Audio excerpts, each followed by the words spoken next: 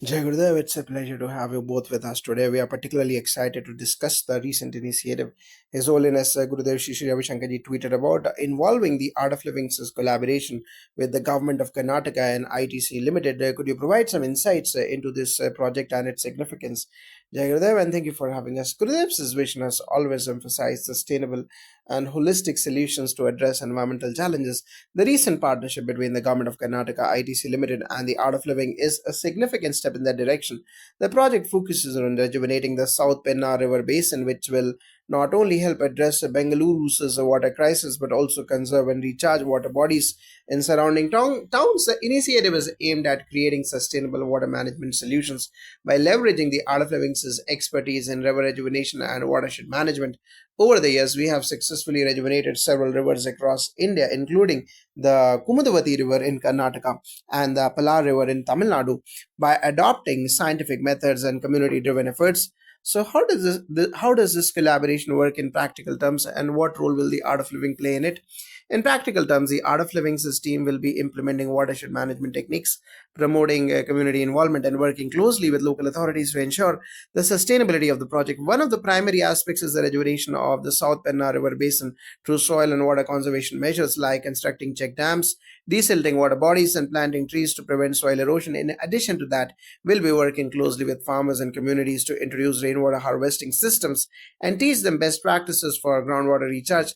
The goal is to ensure that this project has a lasting impact, improving water availability in the region and reducing dependency on external water resources and sources. It's clear that this project has wide reaching environmental benefits. Could you tell us more about this cultural or spiritual significance of this initiative, especially from the perspective of the Vedic themselves?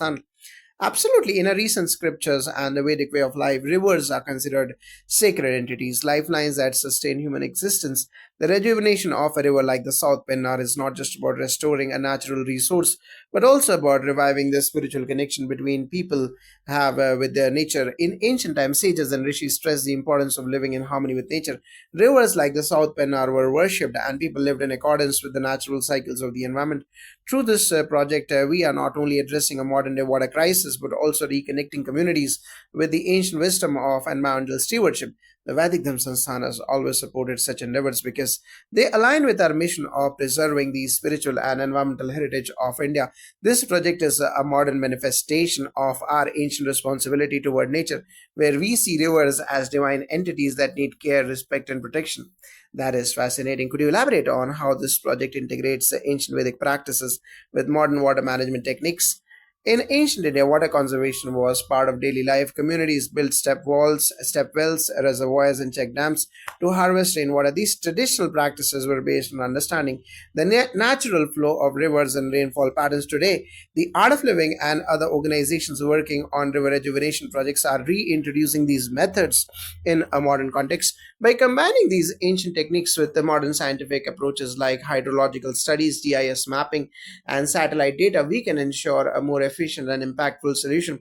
For instance, check dams, which were used in ancient times to store rainwater, are now constructed with the help of modern engineering. These hybrid solutions ensure that we respect the wisdom of the past while leveraging the power of modern technology. It seems like this project also involves a larger community. How does the Art of Living engage the local population in such initiatives? Engaging the local community is crucial for the long term success of any environmental project. In this case, we are working closely with farmers, local leaders, and volunteers to ensure they are actively involved. We conduct awareness campaigns and workshops to educate people on the importance of water conservation and how they can contribute to the rejuvenation process. In fact, much of the work involves empowering local communities to take ownership of the project. They help with activities like building check dams, planting trees, and maintaining water bodies. It creates a sense of collective responsibility, which is essential to sustaining these efforts even after the project's completion. Could you share a few key outcomes you hope to achieve through this river basin rejuvenation? One of the primary outcomes we hope to achieve is improving the groundwater levels in the South Pennar Basin, which will directly benefit Bengaluru and neighboring towns. This will reduce water scarcity, particularly during the dry season, and create a more sustainable water source for agricultural activities. Another major outcome is increased biodiversity with afforestation efforts and improved water availability. The project will enhance the ecological balance in the region. Our aim is not only to rejuvenate the river but also to create a healthier ecosystem overall where both humans and wildlife can thrive. From a cultural perspective, we also hope to revitalize the connection people have with nature in India. Water is not just a resource, it is life. By involving communities in the conservation process, we hope to foster a renewed sense of reverence for natural resources. This project is as much about spiritual rejuvenation as it is about environmental conservation. It's inspiring to see how this project blends environmental sustainability with spiritual values. Finally, what message would you like to share with our readers regarding this initiative? Our message is simple: conserving natural resources is a collective responsibility. It's not just about large scale projects, but about the small steps each of us can take in our daily lives.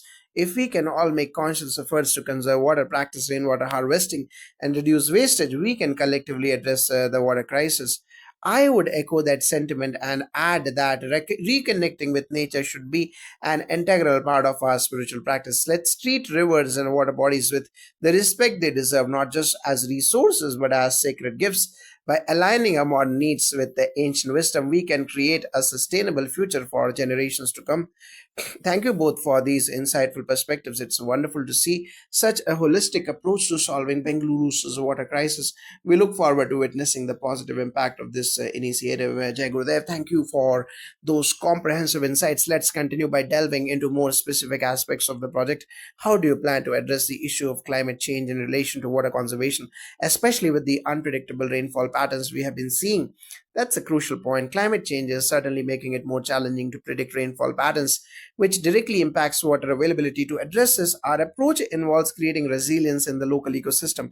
We aim to develop sustainable water management systems that can adapt to these changing conditions. This means not relying solely on rainwater for rainfall for water recharge, but focusing on groundwater rejuvenation and creating water storage systems that can help communities through dry periods. The afforestation component of the project will also play a key role. By planting native species of trees, we can enhance the soil's capacity to retain water, to increase transpiration, and regulate the microclimate, which helps mitigate some of the impacts of climate change. Additionally, from a spiritual standpoint, the teachings of the Vedas have always advocated for living in harmony with nature. Climate change is the result of humanity's disconnect from natural systems. Through this project, we are not just tackling the symptoms like water scarcity, but also addressing the deeper issues of human behavior and our relationship with the environment. We hope to instill a sense of responsibility among communities to care for the environment in a way that mitigates the effects of climate change. That's an interesting perspective. Could you also talk about the role of youth in this initiative, and how are you engaging younger generations in the river basin rejuvenation efforts? Engaging the youth is one of our top priorities. We firmly believe that sustainable development can only be achieved if the next generation is actively involved. The Art of Living has various youth leadership training programs that focus on environmental awareness and social responsibility. Through this project, we are involving young volunteers in every aspect, from planning and execution to creating awareness campaigns in schools and colleges. We also hold training programs that teach young people practical skills in water conservation, organic farming, and sustainable living. By giving them the tools and knowledge, we are empowering them to become environmental stewards and carry this message forward to their communities. In the Vedic tradition, youth are seen as the torch bearers of the future. Their energy and enthusiasm are vital for creating long lasting change. We encourage young people to participate in not only the physical activities of the project, but also to immerse themselves in the spiritual and cultural significance of these efforts. It is our hope that they will carry forward the values of environmental conservation as part of their spiritual and social responsibility. That's commendable. Moving forward, what are the biggest challenges you foresee in implementing this project, and how do you plan to overcome them? One of the main challenges in larger scale river rejuvenation projects is coordination between various stakeholders.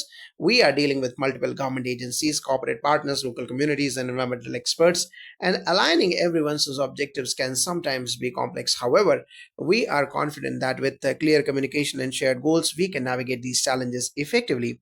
Another challenge is the scale of the project. Rejuvenating a river basin as large as the South Pennar requires significant resources, both financial and human.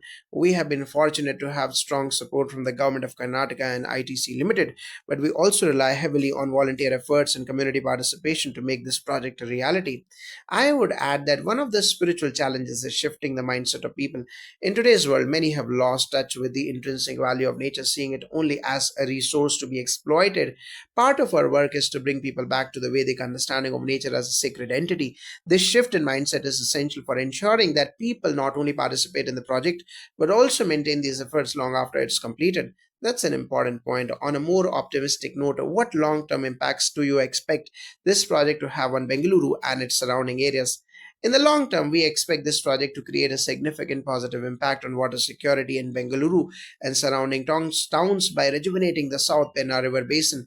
We hope to increase the groundwater table and ensure that communities have a reliable source of water for drinking, agriculture, and industry. Beyond water conservation, we also expect the project to have a broader environmental impact, including increased biodiversity and better air quality due to the afforestation efforts.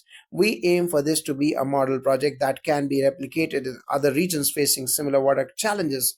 From a spiritual and cultural perspective, we hope that this project will reignite the reverence for natural resources among local communities.